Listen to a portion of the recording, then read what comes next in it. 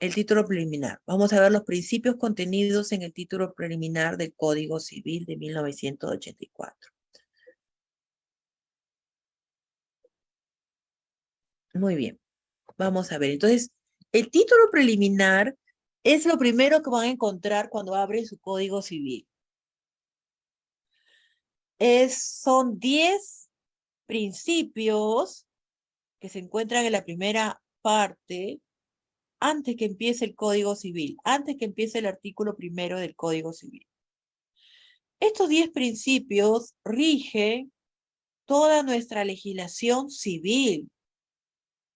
Por lo tanto, también son normas a seguir. Entonces, si existe un proceso en el cual, se vulnera uno de estos principios, se va también a juicio.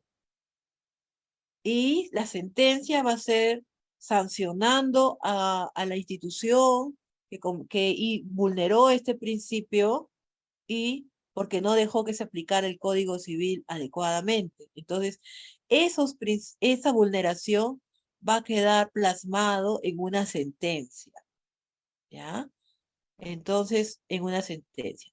Todos saben lo que es la jurisprudencia, ¿sí? Porque ahí mencionaron sobre las fuentes del derecho, como por ejemplo, uno de sus compañeros mencionó que la jurisprudencia es la que va a través del reconocimiento de los menores, va a través de la sentencia, esta jurisprudencia a reconocer, ¿no? Entonces basta que haya una jurisprudencia peruana para que se aplique a los demás casos de reconocimiento de niños con vientres subrogados para que estos sean reconocidos como ciudadanos peruanos, ¿no? Pero todavía no hay una jurisprudencia. ¿Qué es la jurisprudencia? A ver, ¿quién me dice qué es la jurisprudencia? A ver. Levante su manito, busquen en internet qué cosa es la jurisprudencia. Hagamos un recordatorio, por favor. Es un tipo de norma jurídica, profesora, que ya han sido resueltas ya. Muy bien, Gerson. Ya han sido resueltas. ¿Qué más, Freddy? ¿Qué más? ¿Qué más? Es una fuente del derecho también. Muy bien, pero la jurisprudencia es un trabajo ¿de quién? ¿Quiénes hacen ese trabajo, la Los jurisprudencia? jueces. Los jueces. Muy bien, Angie, los jueces. También lo puede hacer el Tribunal Constitucional, que también son jueces del Tribunal Constitucional. También hay jurisprudencias administrativas, ¿sabían ustedes? ¿Quién lo va a hacer? Lo va a hacer la institución, por ejemplo, Indecopi, RENIET. RENIET va a hacer cuando resuelva, bueno, RENIET ha resuelto que no, pues que no le da razón, ¿no? Entonces, por eso se han ido a proceso, ¿no? Entonces, la jurisprudencia también es fuente del derecho, también es unificadora del derecho. ¿Por qué? Porque el criterio que queda en esas jurisprudencias van a ser modelos a seguir por otros jueces. Entonces, la jurisprudencia cumple muchas funciones.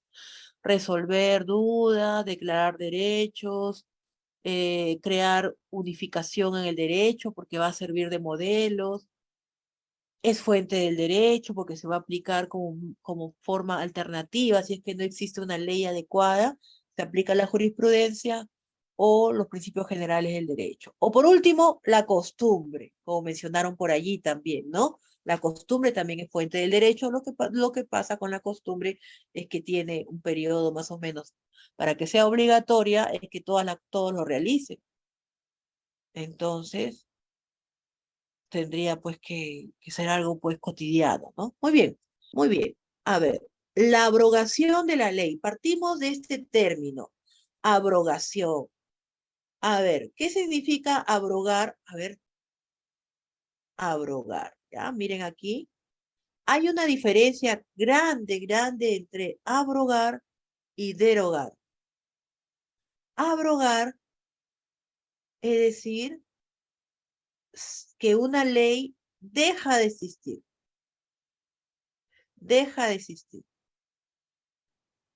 Y derogar es que parcialmente una ley puede decir, ustedes abren un código que dice artículo derogado, ¿no? artículo derogado. Por ejemplo, si están con su código, los que están con su código me pueden seguir, y se van al artículo 42 y van a encontrar ahí 44, 40, todo lo que es capacidad, y van a encontrar artículo derogado, derogado, derogado. Entonces, ¿qué significó esto? Que la derogación se da en artículos y la abrogación se da en todo el contenido de la ley. Pero por costumbre o por mala costumbre, la mayoría dice ley derogada. No es ley derogada, lo que se deroga es el artículo de la ley. Si toda la ley ha sido cambiada, es decir, del Código Civil se ha modificado, se han derogado artículos. Si tuviera que cambiarse todo el Código Civil, ya no se llamaría derogación, se llamaría abrogación. Abrogación es el cese de vigencia de toda una ley. Bien, entonces, primera lección, comenzamos a usar los términos adecuados. Es derogación de toda la ley, es derogación de un artículo, de una norma. Cuando se deroga toda una ley, perdón, cuando desaparece una ley o deja de entrar en vigencia, se llama abrogación. Bien, entonces ahí decimos que el sentido formal, ¿no? En el sentido formal, la ley, ¿qué es la ley? La ley es todo precepto jurídico, es decir, lo que nos dice una autoridad, que ha sido en la mayoría de los casos aprobado por el Congreso, de acuerdo al procedimiento prescrito de los artículos 107 a 109 de la Constitución. Hay un procedimiento que es la labor del Congreso, como aprueba la ley, o también puede ser una ley emitida por cualquier órgano también, ¿no? Entonces, en sentido formal, la ley lo hace el Congreso, y en sentido material, es todo precepto normativo dictado por los distintos órganos del Estado.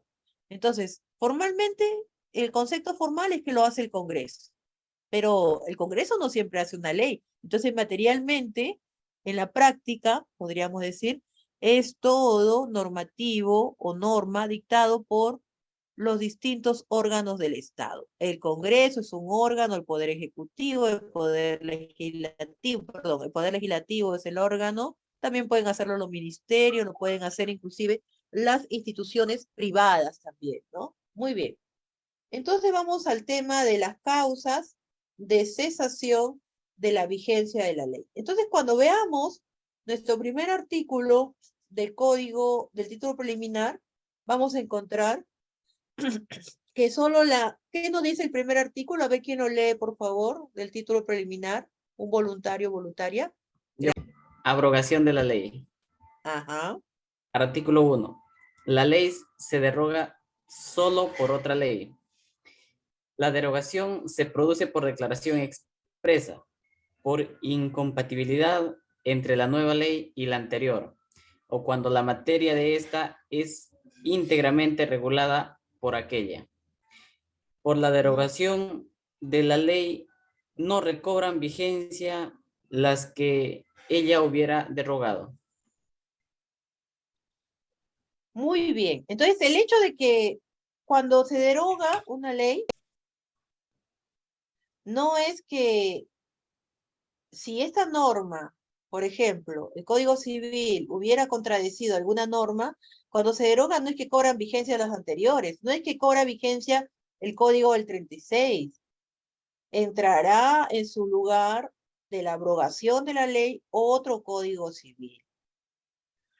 Un favor, verifiquen todos que en su título preliminar tengan todos, el término en el artículo 1 del título preliminar de su Código Civil, tengan todos la palabra abrogación.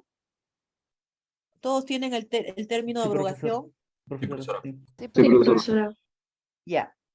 Esto porque algunos códigos las editoriales le cambian, y si dice derogación, tendrían ustedes que modificarlo por abrogación. Ya, muy bien, qué bueno. Entonces, estamos analizando cómo la ley deroga a la ley. Entonces, la ley solamente puede ser derogada por otra ley que va a entrar en su lugar. Ahora, nos dice acá, causa de cesación de la vigencia de la ley. O sea, ¿por qué razón una ley va a dejar de seguir en vigencia. Y nos dice así, ¿no?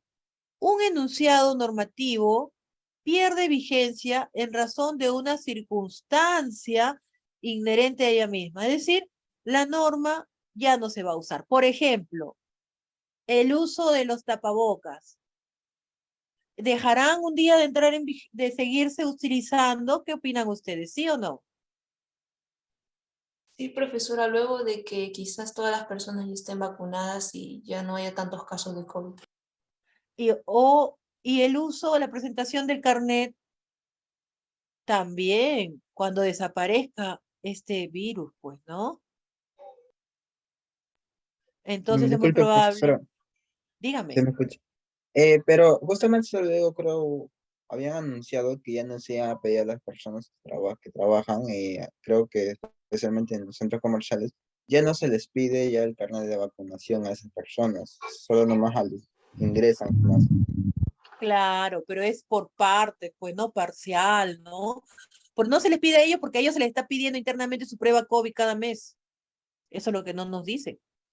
Y, bueno, ¿Ve? tendrían que decir toda la verdad también, ¿verdad? Claro, todas las, porque una ley dice, qué bien, salió una ley, pero ¿a cambio de qué? ¿No? Claro. Entonces, no dice todo, por ejemplo, ¿no? El reconocimiento de la unión de hechos, reconocimiento de la unión de hechos, no es necesario casarnos, pero ¿qué? En la práctica, ¿qué pasa? Que para reconocer la unión de hechos hay que hacer un proceso legal.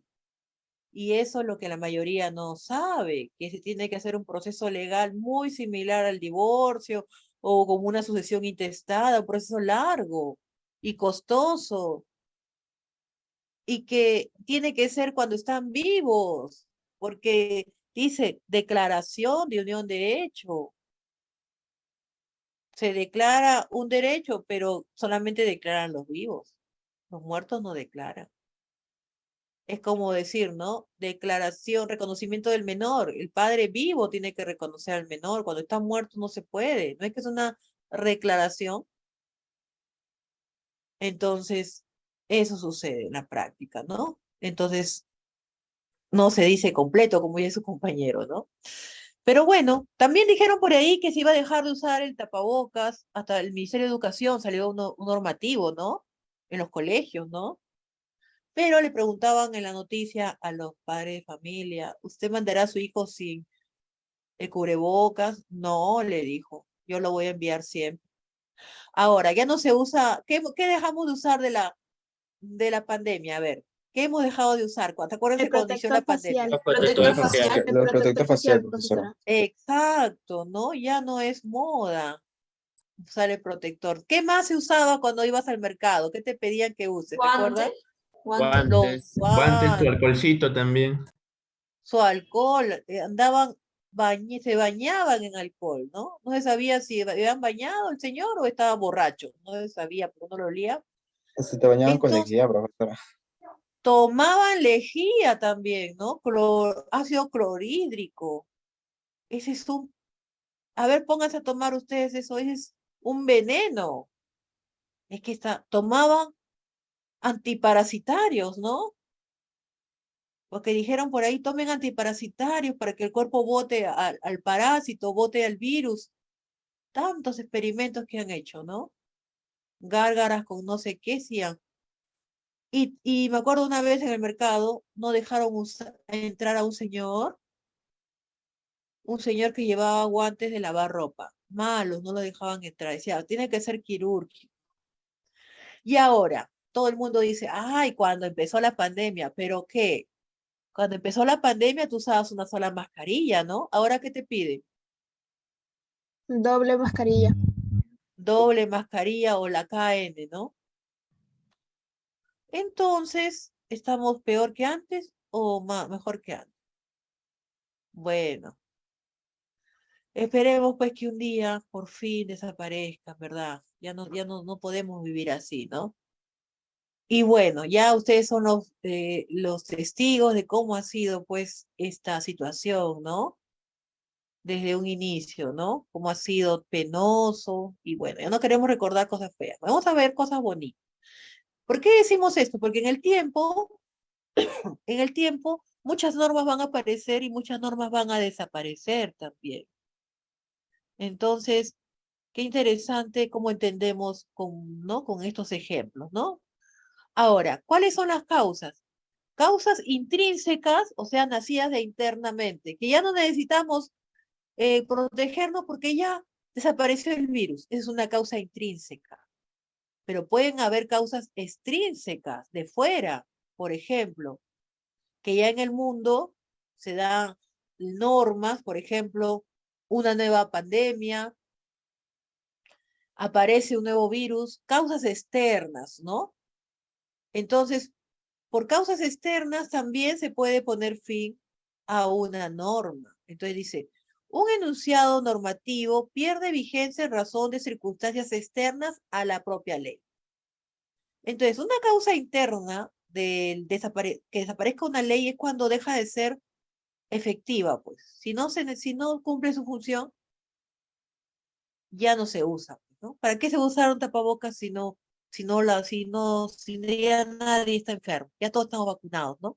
Pero podría aparecer nuevas causas externas que obliguen a un uso a la derogación de la ley, ¿no? Entonces, esta combinación del uso el caso de las mascarillas tiene esos dos, es un caso que calza también como causa externa, porque externamente ya normas internacionales han prohibido. Pero, ojo, hace 2 días salió una noticia de que en China hay un rebrote de COVID, de una nueva cepa, y está en aislamiento esa ciudad completamente. La persona solamente puede salir un solo día.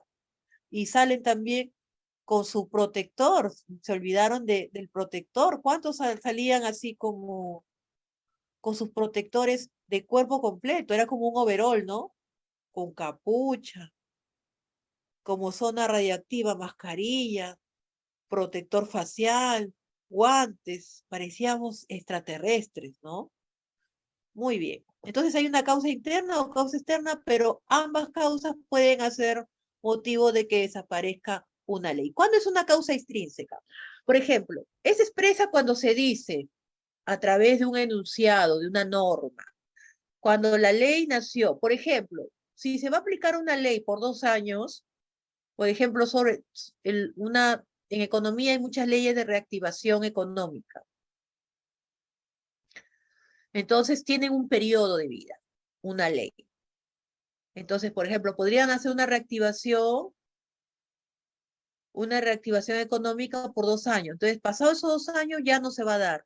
O un plazo puede dar una municipalidad para que haya una promoción, ¿no? Una condonación de deuda. O pueden dar un plazo para que se inscriban gratuitamente en algo. Pasado ese plazo ya no puede, pues, ¿no? Entonces, la causa intrínseca que puede dar motivo es que no, las leyes nacen con un tiempo. Esa puede ser una causa, ¿no?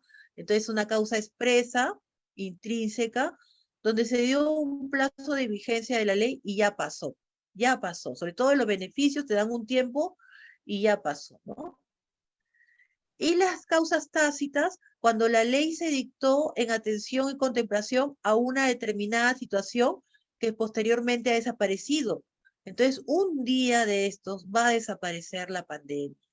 Un día de estos va a desaparecer y tácitamente ya se va a dejar sin efecto todo lo que estamos, todas las normas de distanciamiento social, de Profesora, 1 metro. Dígame. disculpe, para ver si entendí. Las causas intrínsecas expresas, puede ser un decreto, por ejemplo, cuando dice Muy bien. el presidente decreta que al siguiente día sea feriado, por ejemplo. Entonces, ahí estaríamos hablando de una causa intrínseca expresa, ¿no? Así es. Pero lo tiene que expresar alguien. Alguien lo tiene que decir. El ministro de Salud, lo puede Sí, claro. decir el presidente, alguien lo tiene que decir. Y otra, voy a volver al anterior, la tácita no lo dice nadie, pero por costumbre se deja de aplicar. Por costumbre se deja de aplicar. Esa es la diferencia. ¿Se entendió ahora? ¿Sí? Sí, profesora. Muy bien. Entonces, esa causa intrínseca es la que nace de dentro, ¿no? Pero vamos a ver las causas extrínsecas que nacen de fuera, que vienen de fuera, externas que hacen que una ley desaparezca. Derogación o modificación. Entonces, estas causas extrínsecas van a ser declaradas, van a ser expresas. Por ejemplo, derogamos algunos artículos que ya no vamos a usar. Tiene por finalidad dejar sin efecto parcialmente una ley. Puede ser expresa cuando se deroga a través de un texto normativo y también puede ser tácita cuando esta norma es incompatible con otra. Entonces, si ya se acabó el COVID, ya dejamos de utilizar mascarillas, ¿no?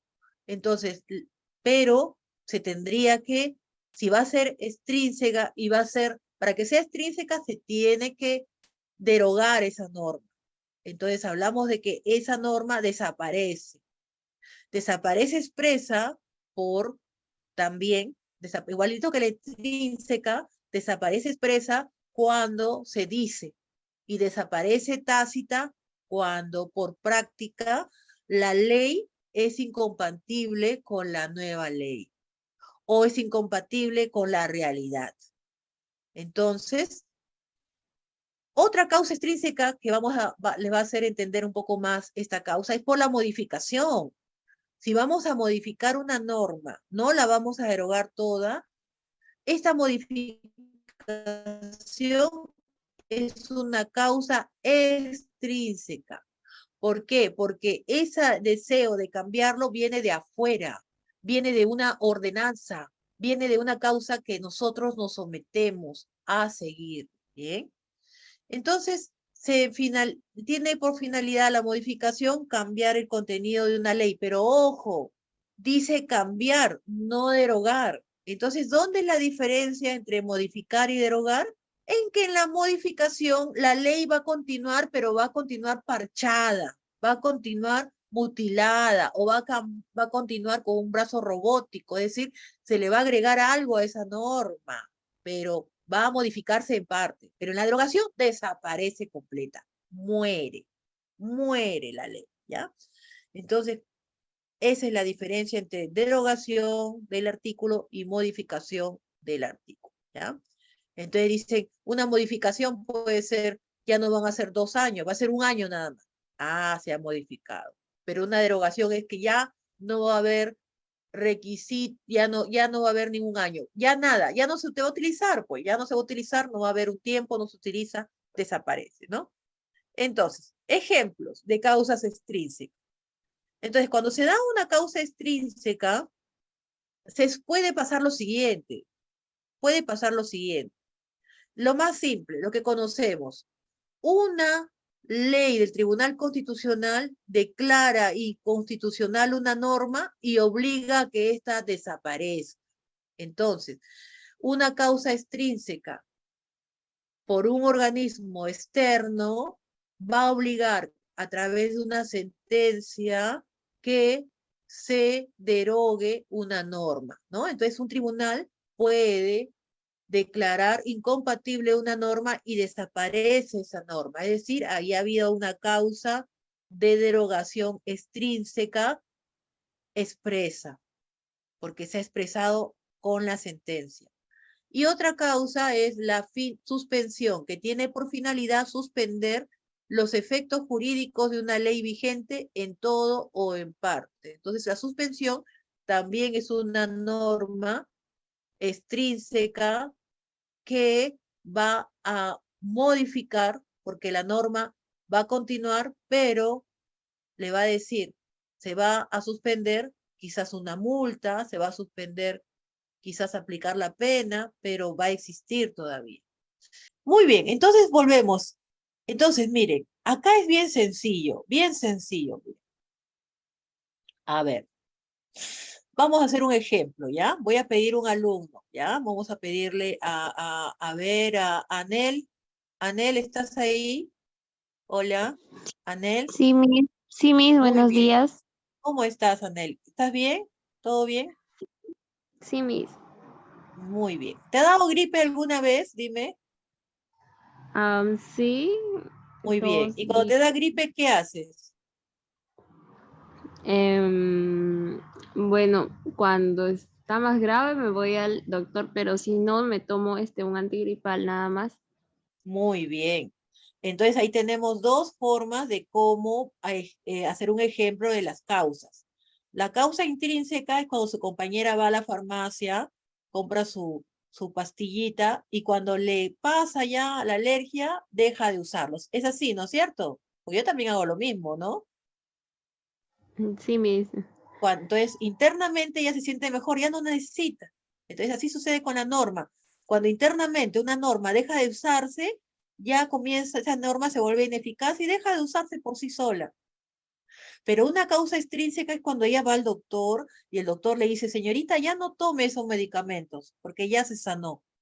Igual sucede con la norma, solamente que no lo va a decir el doctor, lo va a decir el Tribunal Constitucional, entonces una causa extrínseca que le recomienda que ya no siga usando esta pastilla, es decir, no siga aplicando la norma que le va a hacer daño a la población.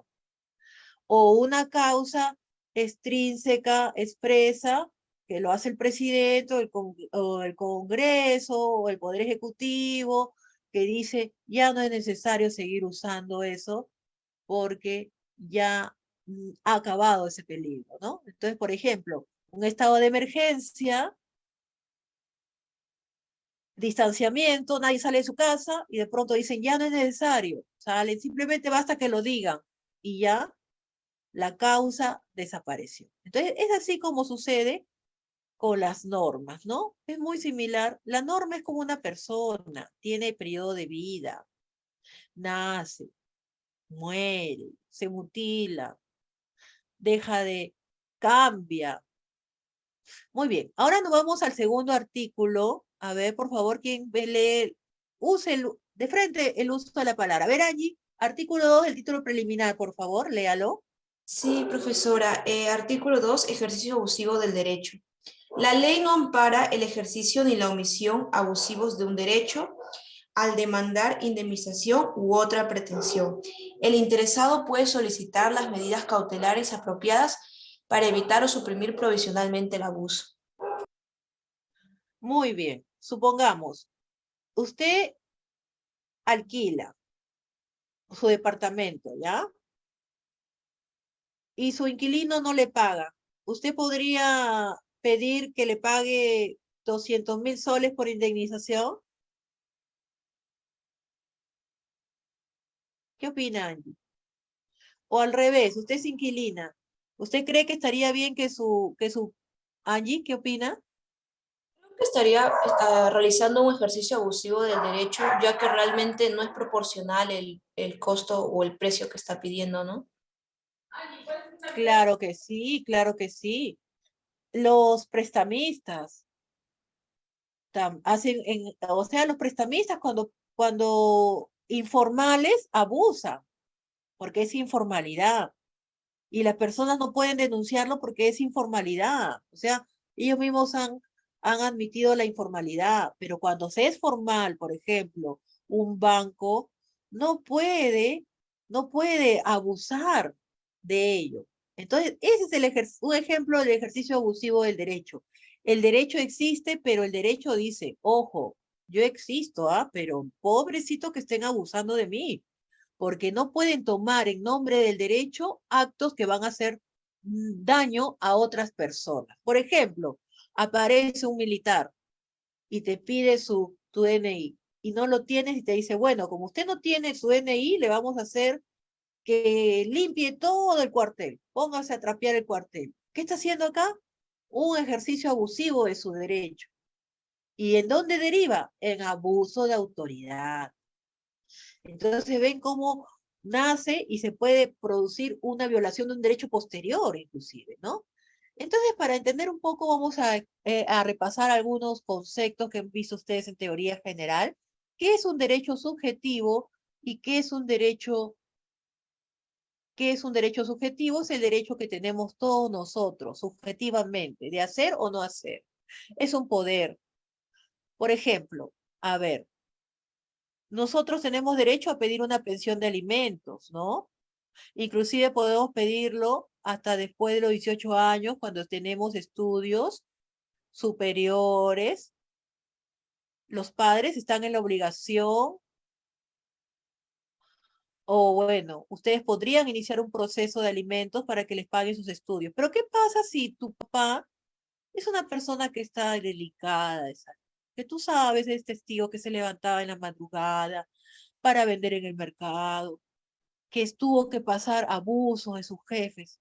Y tú ya estás en la capacidad de buscar un trabajo, estás sano, tus estudios te están yendo muy bien. Tu derecho subjetivo te puede hacer lo siguiente, decirle al juez: señor juez, ya no deseo contar con la pensión de alimentos de mi padre, porque él ya es una persona mayor, está enfermo, está delicado, y yo ya cuento con la capacidad, así que señor juez, yo solicito que se extinga esa pensión. Entonces es tu derecho subjetivo. Entonces ese derecho, que tú puedes hacerlo valer, como que no puedes hacerlo valer, ¿ya? Esa es una facultad, atributo del cual un sujeto de derecho exige a quien tiene el deber jurídico el cumplimiento de una determinada conducta. Entonces tú puedes pedirla como también no puedes pedirla. Perfecto. Luego tenemos otro concepto que es el ejercicio u omisión abusiva. ¿Qué significa? Es la forma o modo irregular de hacer uso u omitir esta facultad. Entonces, tú tienes un derecho subjetivo, pero el hecho de que tú tengas un derecho subjetivo tampoco puede ser abusivo, pues, ¿no? Sabes que esta persona está mal, no abuses de tu derecho, ¿no? Entonces, ¿qué sucede aquí? Que el ejercicio abusivo del derecho no se permite, no se permite. Entonces, ¿en qué caso se da un ejercicio abusivo del derecho?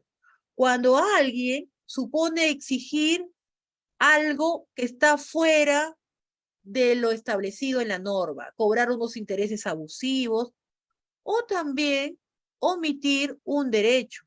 Por ejemplo, yo tengo derecho a vacaciones. No te hago caso, no estoy abusando de ti, simplemente no hago caso de lo que de tu derecho. Entonces, abusar u omitir, exigir de más o no dar, es ejercicio abusivo.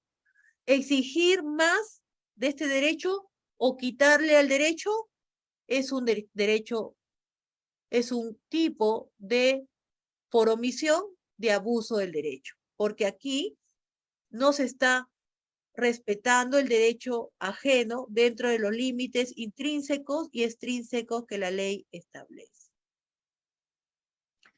El ejercicio u omisión irregular de un derecho supone exigir u omitir el cumplimiento de una conducta de mala fe, rebasando los límites o no respetando el derecho ajeno, provocando una desarmonía social que se desencadena en una situación injusta. Por ejemplo, el hecho de demandar a sabiendas que perderás el caso es un supuesto de abuso del derecho. Y más aún del abogado, escúchenme alumnos, recuerden el día que ejerzan su carrera. Ningún abogado puede hacerle creer a su cliente de que va a ganar un juicio sabiendo de que no lo va a hacer, porque podría ser demandado. El abogado sabe muy bien cuándo corresponde algo. Entonces, quien demanda sabiendo de que perderá el caso se le puede demandar después por abuso del derecho. Mucho cuidado, porque ¿qué está haciendo? Está haciendo perder el tiempo, pues tiempo y dinero, porque la otra parte tiene que defenderse. Ahora, aplicación de la ley en el tiempo, reglas y excepciones. A ver, ¿cuál es la regla principal? La regla principal es el principio de irretroactividad de la ley. Ajá, nos vamos al artículo 3, por favor. Angie nos está apoyando. Angie, ¿puede leer el artículo 3 del título preliminar, por favor? Sí, profesora. Artículo 3, aplicación de la ley en el tiempo. La ley se aplica a las consecuencias de las relaciones y situaciones jurídicas existentes. No tiene fuerza ni efectos retroactivos, salvo las excepciones previstas en la Constitución Política del Perú. Muy bien. ¿Qué entendió por eso? Acerca del artículo 3, profesora, yo entendí que en la aplicación en el tiempo se puede aplicar, bueno, de acuerdo, ¿no? A lo que viene en la ley. Yo un caso que, bueno, estuve escuchando acerca de la aplicación en el tiempo es que existe la excepción que se aplica de la retroactividad de la norma. Por ejemplo, la ley siempre tiene que, siempre y cuando la ley favorezca al reo en el derecho penal. Por ejemplo, si el día de hoy tenemos vigente una ley de que, bueno, supuestamente, o como ejemplo, que el robo agravado tiene una pena de 15 años, pero que resulta que el día de ayer decía que la pena era de 10 años, y una persona comete el delito justo el día de hoy, claramente se le podría sancionar con la pena de 15 años, pero la excepción es que la ley será aplicable en el tiempo, siempre y cuando le sea más favorable al reo, por lo que este reo podría solicitar que se le aplique la anterior ley, por lo que retrocedería la norma y ahí estaríamos frente a la retroactividad de la ley, creo, profesor. Es un ejemplo que estuve leyendo. Ajá, muy bien. Entonces, la norma tiene una vida en el tiempo, así como una persona no va a vivir 100 años. Algún momento va a tener que desaparecer. Entonces, cuando desaparece una norma, podría aplicarse posteriormente, nos dice, principio de irretroactividad. La norma que desaparece no se vuelve a aplicar, no se vuelve a aplicar, pero dice, la ley se aplica ahora. Cuando se nace una ley o se aprueba una ley, la ley se aplica a partir del día siguiente. Entonces se aplica inmediatamente a la, ¿no? Se aplica inmediatamente a las consecuencias de las relaciones y sanciones jurídicas existentes. Entonces, cuando desaparece una ley, no vuelve a aparecer, salvo que exista una normatividad que la reviva. Entonces, la mayoría dice, va a desaparecer la Constitución del 93 y va a aparecer la del 79. ¿Te das cuenta? Entonces, ¿qué estamos haciendo ahí? No se permite, ojo, no se deje engañar. No hay posibilidad de que vuelva a una norma anterior. Lo que podría ser es que salga una norma parecida a la anterior, porque ya murió la pobrecita. Es como una persona, muere.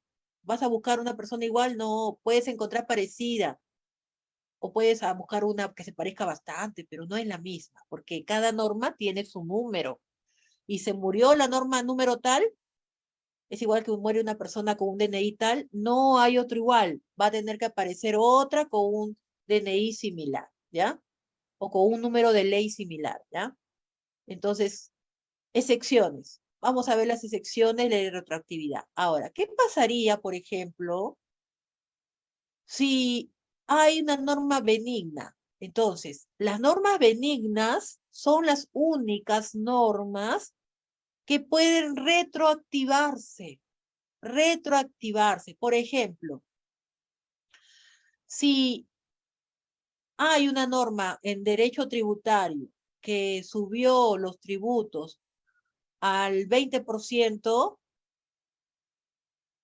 entonces cuando desaparece, podría la norma anterior, que los tributos eran el impuesto general a la venta 18, volver a aplicarse para beneficio de la persona, solamente en esa excepción. Entonces, ¿cuál es la excepción de la retroactividad de la norma? Cuando la nueva ley retrocede para regular hechos que se dieron con la vigencia de la ley anterior. Solo se aplica en materia penal y siempre y cuando favorezca al reo. Entonces, en materia penal, supongamos que el delito de homicidio es de máximo, puede ser de 32 años, cadena perpetua. De pronto aparece una nueva ley que dice la cadena perpetua ahora va a ser de 50 años. No, perdón, la pena máxima va a ser de 50 años. ¿ya? La máxima es 32, ¿no? Entonces, ¿qué hacemos? ¿Qué hacemos?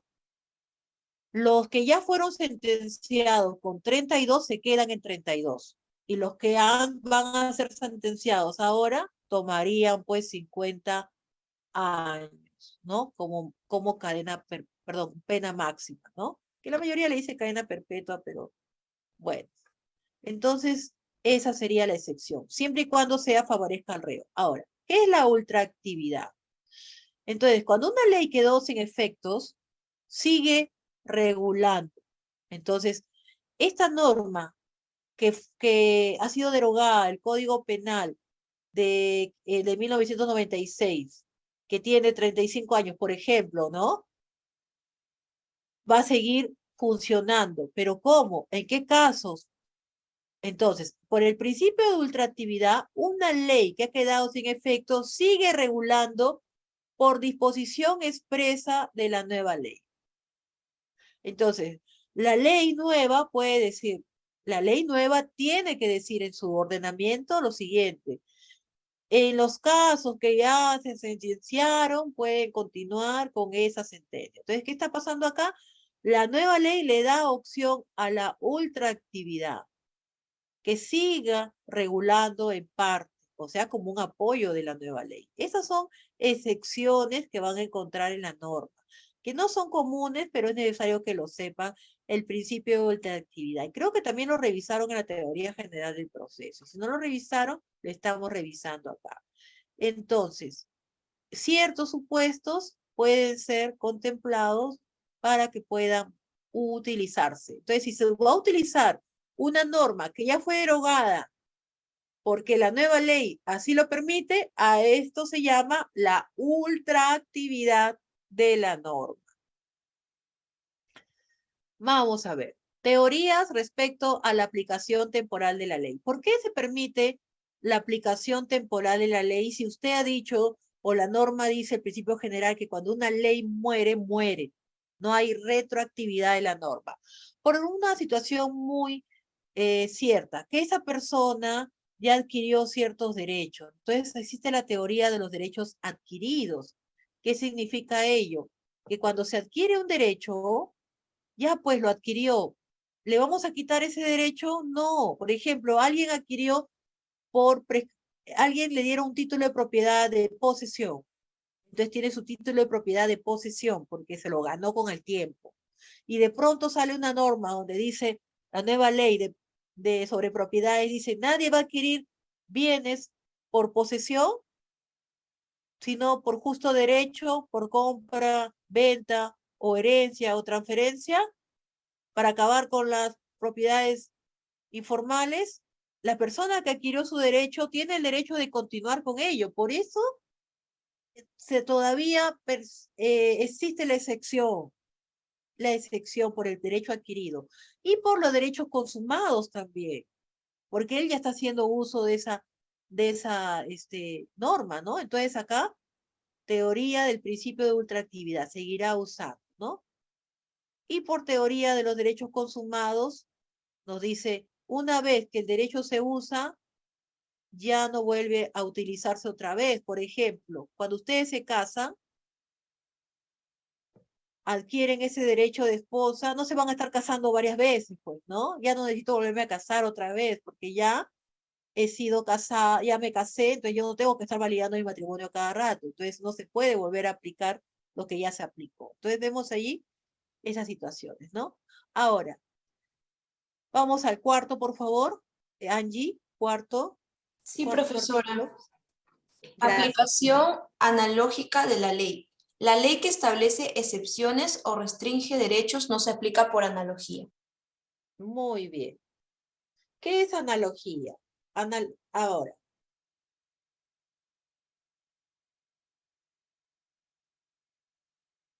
muy bien. Ahora, ¿qué pasa aquí? Analogía. ¿Qué es analogía? Similar. Miren aquí. El juez, nosotros podríamos aplicar una ley al civil, una ley de familia, sí, pero porque son similares. Pero hay una inaplicación analógica de la ley. ¿En qué casos? En que no sea compatible. Entonces acá dice, ¿no? Inaplicación analógica de la ley. Ahora, ¿por qué civil y familia? Porque cuando vean el derecho de familia, van a ver que también aparece en el Código Civil, porque son normas que trabajan en conjunto. Pero si yo quiero aplicar al derecho civil una ley de derecho penal, imposible, porque cada norma tiene su propia ley. Yo quiero aplicar, por eso en su Código Civil van a encontrar que dice, en algunos artículos, los que tienen su Código Civil, vean que dice concordancia, concordancia. Es decir, que allí están concordantes. Podrían aplicarse juntas, pero nunca, nunca yo voy a cambiar un artículo de la ley para aplicar la ley del Código Civil. Por ejemplo, yo no voy a pretender aplicar el artículo 24 y en su lugar aplicar el artículo 15 de la ley de procedimientos penales, por ejemplo. No, cada texto tiene sus propios artículos. Que sean concordantes, parecidos es otra cosa. Que yo lo pueda sumar, sí, pero nunca le voy a quitar a uno para ponerle al otro. Entonces, ¿qué sucede cuando un juez administra justicia? Puede aparecer lo siguiente, que no hay ningún artículo que pueda aplicarse. ¿Por qué? Porque ese hecho es un hecho inédito. Nunca se ha visto ese caso. Nunca, nunca, nunca. Entonces, como nunca se ha visto, hay que aplicar el derecho. Entonces, nos dice la ley, el juez tiene que aplicar derecho. Entonces dice, en la ausencia del enunciado normativo, es decir, cuando no hay una norma en el ordenamiento jurídico que pueda solucionar este caso, la doctrina lo ha llamado laguna jurídica. Es decir, es un vacío, no hay nada, no se puede caminar sobre ello porque no hay cómo pasar eso. Entonces, se denomina laguna a la ausencia de una norma justa. Se llama laguna ideológica. O sea, vemos la laguna. ¿Usted puede pasar por encima de la laguna? No, pero puede usar un bote para cruzarla. Entonces, aquí la analogía es un método de integración jurídica que consiste en aplicar la consecuencia jurídica de un enunciado normativo establecido para el caso previsto por el legislador a otro caso no contemplado por él, en razón de que exista entre ambos una igualdad esencial derivada de una misma identidad o razón. Por ejemplo, un contrato, un contrato, un contrato, ¿dónde están regulados los contratos? A ver quién me dice, ¿en el Código Civil o en el Código Penal? ¿O en el Código Laboral? ¿O en el Código Tributario? ¿Dónde están regulados los contratos? El Código Civil, profesora. Código Muy Civil. bien, muy bien. Entonces, si existe, llega al juez o llega al caso de ustedes, porque ustedes van a analizar también casos, el siguiente caso, que el banco no le está cobrando por algo que no habían contratado. Entonces, usted aplicará en ese caso, el juez, al ver que no existe en la ley de bancos algo referente al contrato, aplicará por analogía el Código Civil. Y el Código Civil establece que debe haber una voluntad para firmar ese contrato. En el banco, ¿se aplicó esa voluntad o sorprendieron al cliente? Lo sorprendieron, porque cuando le llamaron por teléfono le dijeron bla, bla, bla, bla, todo así rapidito, bla, bla, bla, y el pobre cliente no escuchó nada, como suele pasar. Dice, voy a leerle sus cláusulas de su contrato, vamos a regular por teléfono. ¿No les ha pasado cuando activan las líneas o algo así del internet? Le lee. Y dice, ya, acepto, acepto. Pero no sabemos qué estamos aceptando. Entonces ahí podría haber un uso, se quiere aprovechar el banco, se quiere aprovechar la empresa de telefonía. Entonces el juez dice, ¿hubo contrato? No, me llamó por teléfono. Ah, pero ese es un tipo de contrato, pero vamos a ver, ¿era un contrato abusivo? ¿Era un contrato de acuerdo al Código Civil? Entonces aplica por analogía una solución, porque ningún juez puede dejar de aplicar, ¿no? de aplicar el derecho. Entonces, qué bonito. Por lo general no se puede aplicar, pero cuando hay una laguna jurídica es la única excepción para aplicar. Entonces, ya sabemos que si el juez puede aplicar una norma, pero también puede aplicar una costumbre o una jurisprudencia o un principio general del derecho, pero jamás dejará de emitir justicia. Porque imagínense una sentencia que diga lo siguiente: señores, demandado, yo no he podido aplicar ninguna norma y su derecho queda ahí latente. No sé, no sé cómo solucionarlo. ¿Cómo un juez va a contestar así? No, tiene que dar una respuesta. Entonces, ¿en qué caso se da la aplicación analógica de la ley? Las excepciones, ¿cuándo son? Cuando existe una laguna de derecho que vemos acá. Entonces, existe la laguna, tenemos que aplicar la norma, una norma analógica, que la ley regule un supuesto de hecho semejante, muy similar al que está contemplado en este caso. Entonces, como es similar, aplicamos el Código Civil. El Código Civil se aplica muchas veces en varios campos, ¿ah? Laboral, tributario, ambiental, porque es derechos de personas, pues, ¿no? De las personas. Entonces, donde haya personas que contratan, que realizan actos, allí se va a aplicar el derecho, ¿no? Que no se trate de una ley que establezca excepciones, que no se trate de una ley que establezca excepciones. Entonces, si la ley dice, nunca se va a aplicar una norma similar, no se puede aplicar. Pero si no dice esta ley que está impedido de aplicarse analogía, se aplica la analogía. Que no se trate de una ley que restrinja derechos. Entonces, si yo voy a aplicar una norma, tiene que ser una norma beneficiaria. Así como en el penal es una norma con beneficios, como señala su compañero, muy cierto. Si yo voy a aplicar una ley que no me va a beneficiar, mejor no aplico por analogía. ¿Por qué? Porque está vulnerando mis derechos. Y que se aplique a la consecuencia jurídica del supuesto de hecho regulado en la ley misma. Entonces, la ley va a regular este principio. Y acá vamos a irnos al siguiente artículo. Quinto, por favor, Angie. Sí, profesora. El quinto. Sí, profesora. Quinto, orden público, buenas costumbres y nulidad de acto jurídico. Es nulo el acto jurídico contrario a las leyes que interesan al orden público o a las buenas costumbres. Y le pregunto a usted, ¿usted podría comprar un niño o vender a alguno de sus hermanos? No, profesora, porque creo que eso iría en contra de las buenas costumbres que tengo. Muy bien, ¿cómo vamos a estar vendiendo? Las personas no son objetos, son fines. Entonces, si usted realizara un contrato, la vez pasada salió una noticia que un señor había comprado por 5.000 soles un bebito, ¿no? Y había salido la denuncia en la policía. Entonces, así lo haya firmado, haya puesto su huella dactilar, hayan hecho un contrato, no sirve ese contrato.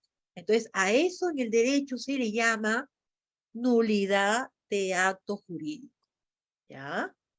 Entonces, ¿qué sucede aquí?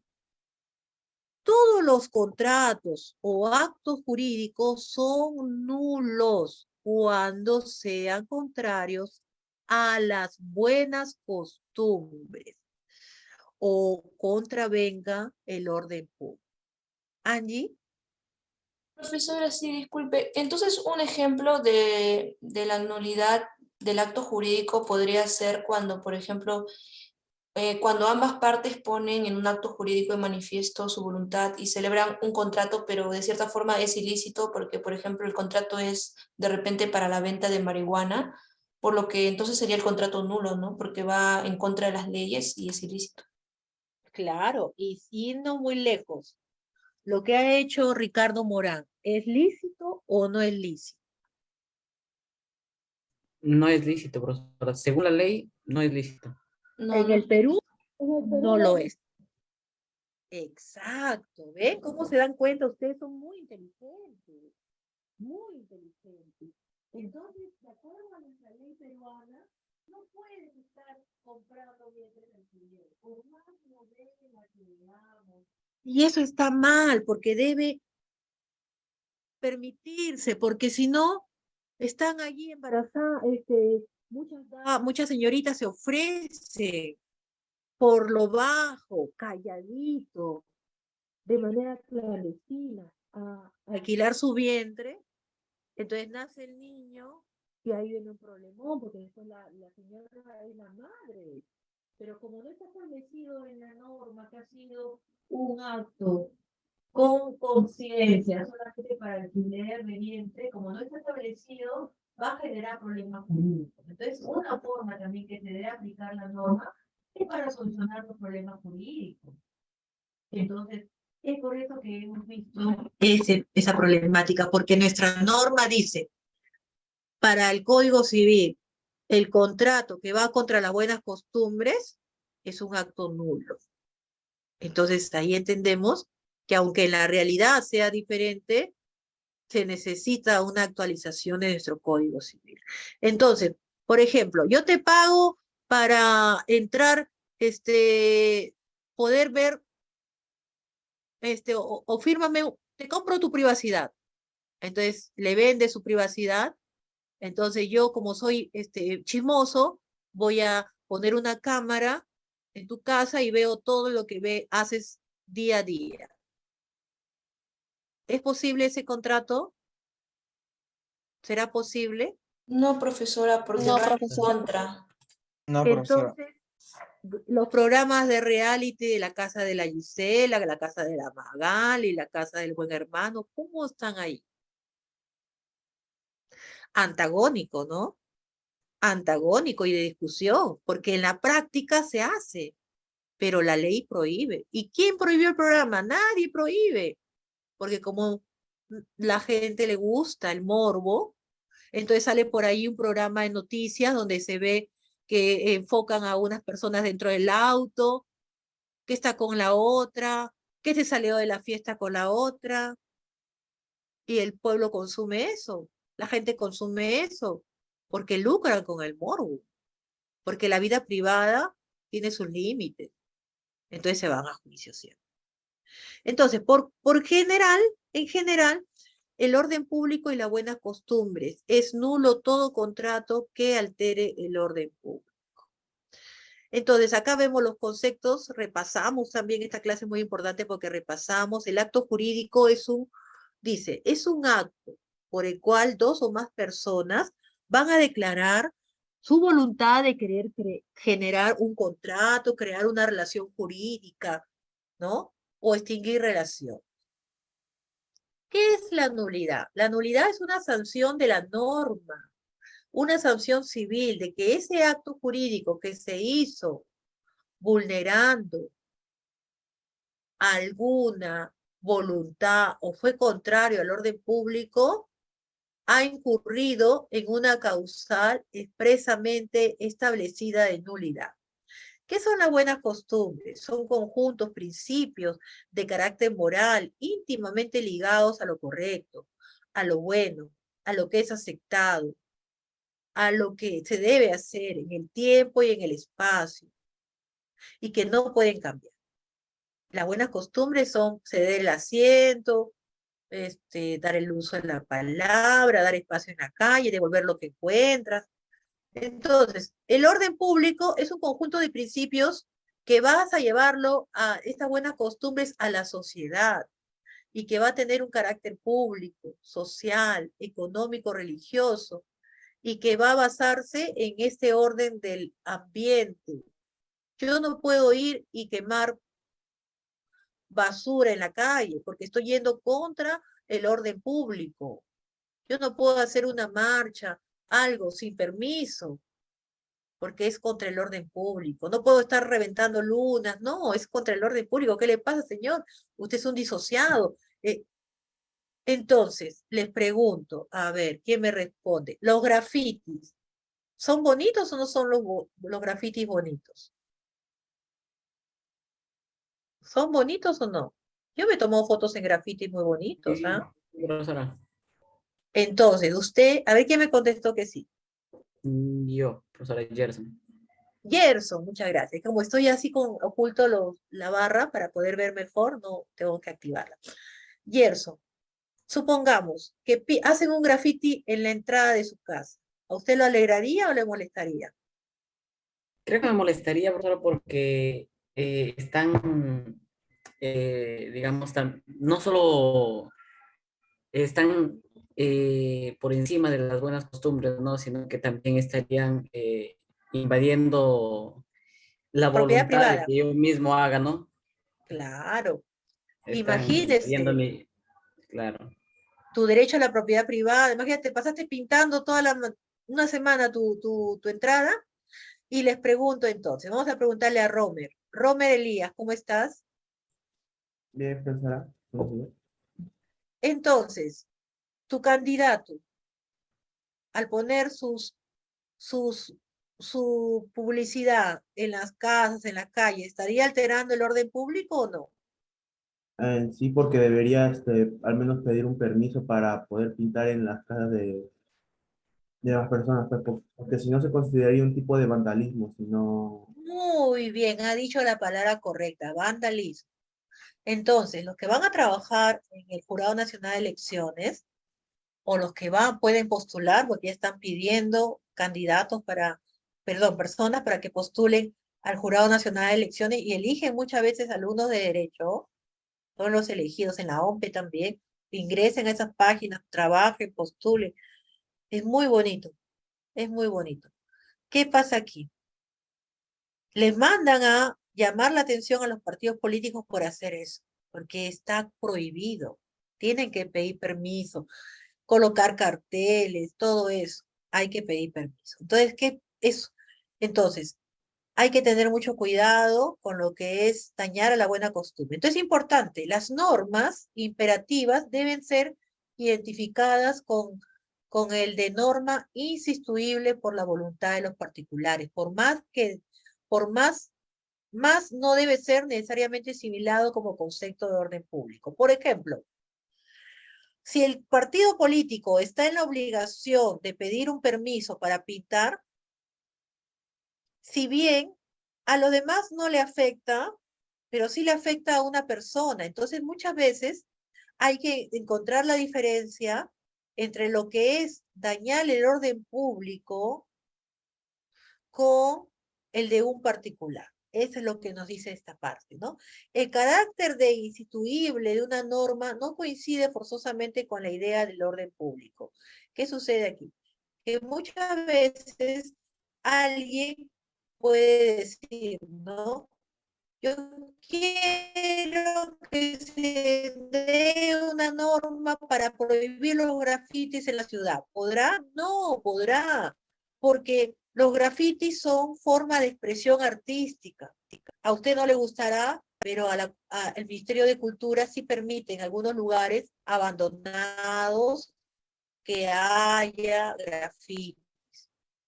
Y el conflicto empieza cuando no se limita si es un orden público o es un orden particular. Entonces ahí vemos ambos derechos cómo se contraponen, ¿no? Entonces para lo que usted es un derecho, porque si usted va y reclama como nulo, o si usted reclama que esa pintura en la puerta de su casa daña el orden público, sería nulo todas las pinturas, ir a alquilar su casa para poner un panel, una publicidad, sería nulo ese acto porque estaría dañando el orden público. Entonces hay que saber diferenciar cuándo es un acto que daña el interés personal y cuándo es un acto que daña el orden público. Porque el acto que daña el orden público por nada del mundo es un acto jurídico válido. Bien. Un acto que daña el orden público, por ejemplo, es vender niños, vender órganos. Los órganos no se venden, los órganos se donan, pero sin embargo, los órganos se siguen recolectando, ¿no? Entonces, artículos que están aquí, el 1328, lo que es la norma imperativa, y el artículo 242, inciso 5, inciso 2, lo que es el orden público. Entonces, el orden público es un conjunto de principios fundamentales y de interés general, mientras que el orden privado, el interés privado es de manera particular. Entonces, el ordenamiento jurídico se basa en el general, no en el particular. Un interés público es para todos los peruanos. Un interés privado es un grupo de personas, ¿no? Entonces, el Estado, en su respecto, tiene un poder coercitivo e inderogable con normas imperativas prohibitivas. Entonces, una norma prohibitiva es una norma nula. Entonces, una norma nula va a ser aquella norma que afecte el interés del orden público. Entonces, vamos al siguiente, al 6, por favor. Sí, profesora. 6, Angie. Sí, número 6. Gracias. Profesora, ¿me puede escuchar? Disculpe. Dime. ¿Me escucha claro? Sí, le escucho. Porque usted le escucha un poco distorsionado, no sé si solo soy yo. Clarísimo. Oye, profesora, está bien, entonces sí, ya me escucha. Interés para obrar. Para ejercitar o contestar una acción es necesario tener legítimo interés económico o moral. El interés moral autoriza la acción solo cuando se refiere directamente a la gente o a su familia, salvo disposición expresa de la ley.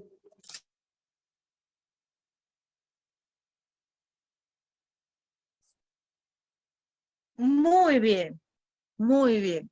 Entonces, si por ejemplo, en un divorcio, ¿quién es el que puede demandar? El único que puede demandar en un divorcio, ¿quién es? Puede demandar en el divorcio. ¿Quién es? ¿Quién solicita el divorcio? A ver, escriban si no pueden hablar en el micrófono. El que ¿Quién? será afectado. ¿Quién? El cónyuge. Ya, pero esa persona, ¿cómo se le llama? Pues el cónyuge, muy bien, hablemos jurídicamente. El cónyuge. ¿La cuñada podrá demandar divorcio? No, No. No, profesora. Quiero que mi hermana se divorcie porque el señor es bien malo con ella. No, podrá denunciar por violencia a la hermana, ¿no? Porque están afectando, ¿no? Pero, entonces, eso se llama el interés para obrar. Solamente puede tener interés para obrar la persona legítima, y esa se llama la legitimidad para obrar, que tiene el cónyuge, que con su interés cumple con los presupuestos que debe tener cualquier acción legal del Código Civil. El título preliminar que estamos revisando es el título preliminar del Código Civil, ¿bien? Perfecto. Seguimos. Seguimos. Entonces, vamos al artículo 7, por favor. sí, profesora. El principio del iura novit curia, los 7, Siete. gracias. Los jueces tienen la obligación de aplicar la norma jurídica pertinente aunque no haya sido invocada a la demanda.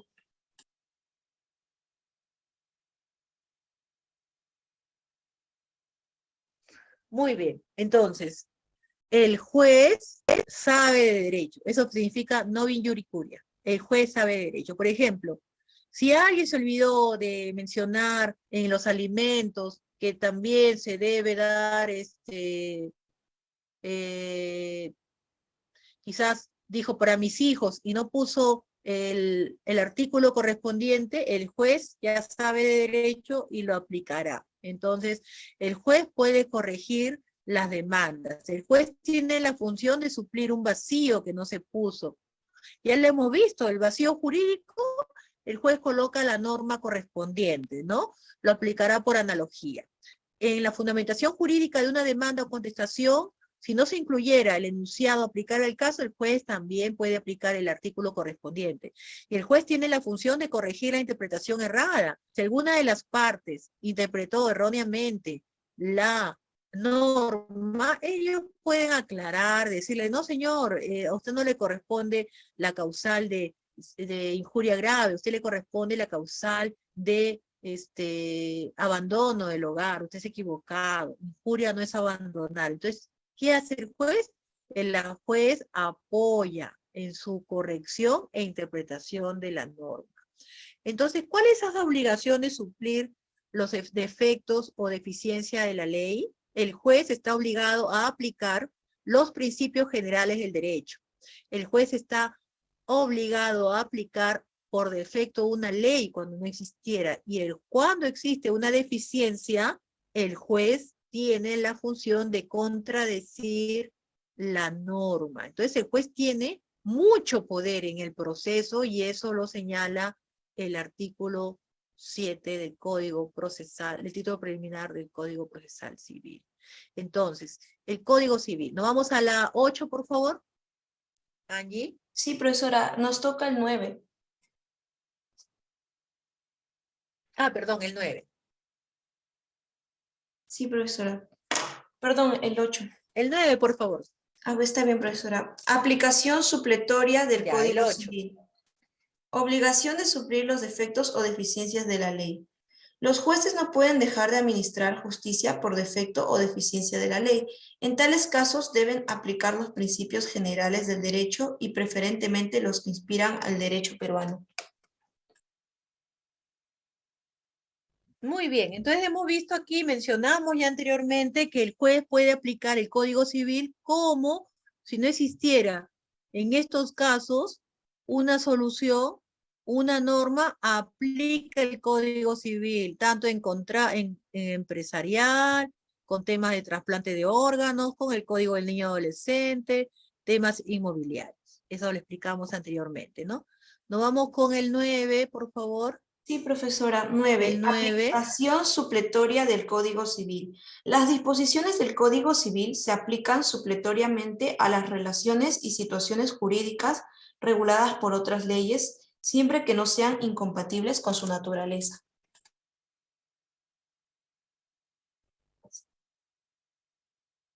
Muy bien, ahí vemos otras normas. Y 10, por favor. 10. Vacíos o defectos de la ley. 10. Sí, profesora. 10.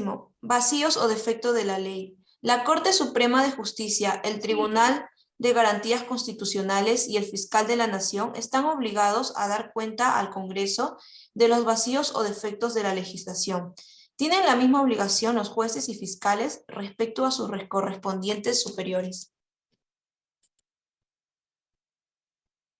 Muy bien, entonces vemos allí cómo concretamos y terminamos de estudiar el título preliminar del Código Civil, viendo la gran función del juez y cómo todo buen abogado debe aplicar su título preliminar cuando algún juez se esté olvidando de sus labores. Los magistrados, jueces, dan cuenta al Congreso de sus acciones. Ellos aplican la ley ante deficiencia de ley y ante defectos, ¿no?